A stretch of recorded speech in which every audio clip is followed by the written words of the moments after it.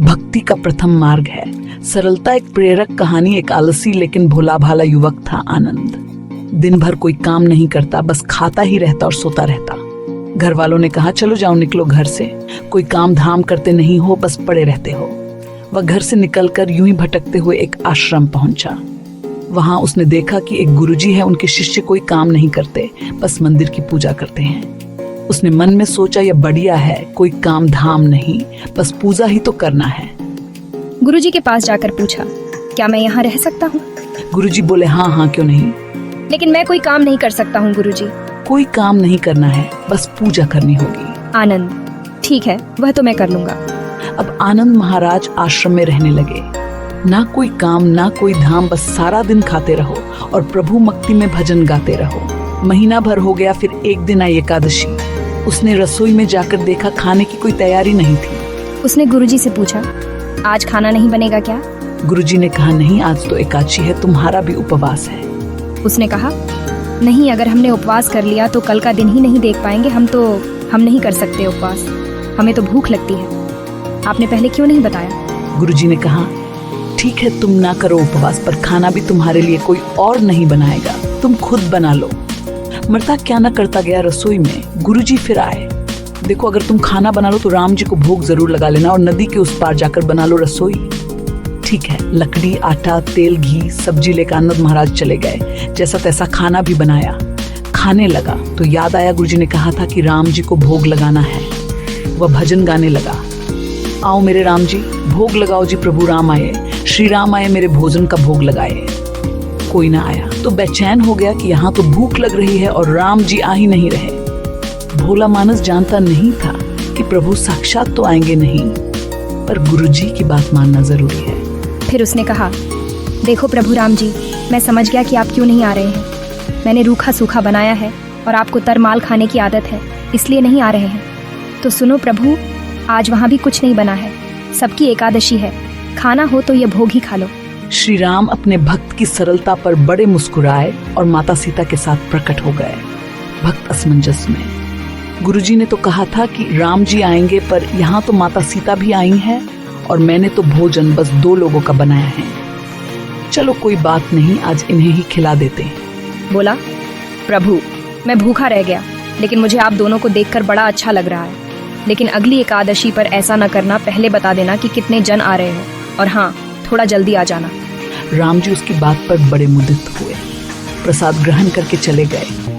अगली एकादशी तक ये भोला मानस सब भूल गया।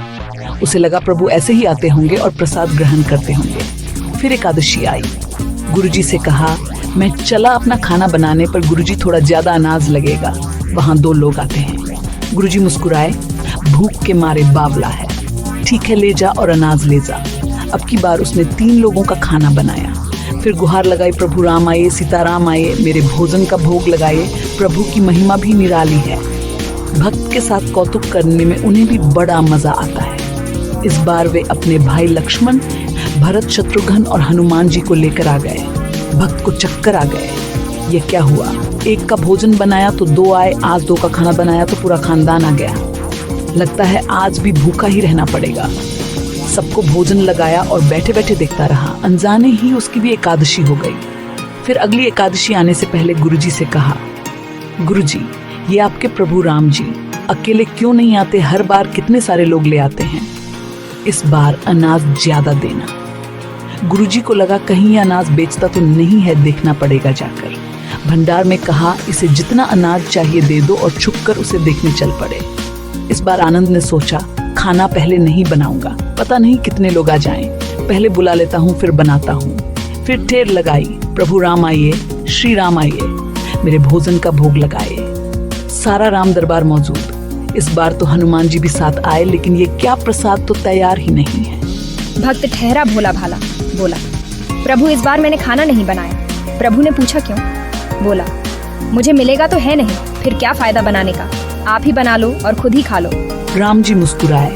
सीता माता भी गदगद हो गई उसके मासूम जवाब में। जी बोले, क्या करें प्रभु? प्रभु बोले, भक्त की इच्छा है, पूरी तो करनी पड़ेगी, चलो लग जाओ काम से। लक्ष्मण जी ने लकड़ी उठाई, माता सीता आटा सानने लगी। भक्त एक तरफ बैठकर देखता रहा। माता सीता रसोई बना रही थी तो कई ऋषि मुनि, यक्ष, गंधर्व प्रसाद लेने आने लगे। इधर गुरुजी ने देखा खाना तो बना नहीं, भक्त एक कोने में बैठा है। पूछा, बेटा क्या बात है, खाना क्यों नहीं बनाया? बोला, अच्छा किया गुरुजी आप आ गए, देखिए कितने लोग आते हैं प्रभु के साथ। गुरुजी बोले, मुझे तो कुछ नहीं दिख रहा तुम्हारे और अनाज के सिवा। भक्त ने माथा पकड़ लिया, एक तो इतनी मेहनत करवाते हैं प्रभु, भूखा भी रखते हैं और ऊपर से गुरुजी को दिख भी नहीं रहे, ये और बड़ी मुसीबत है। प्रभु से कहा, आप गुरुजी को क्यों नहीं दिख रहे हैं? प्रभु बोले, मैं उन्हें नहीं दिख सकता।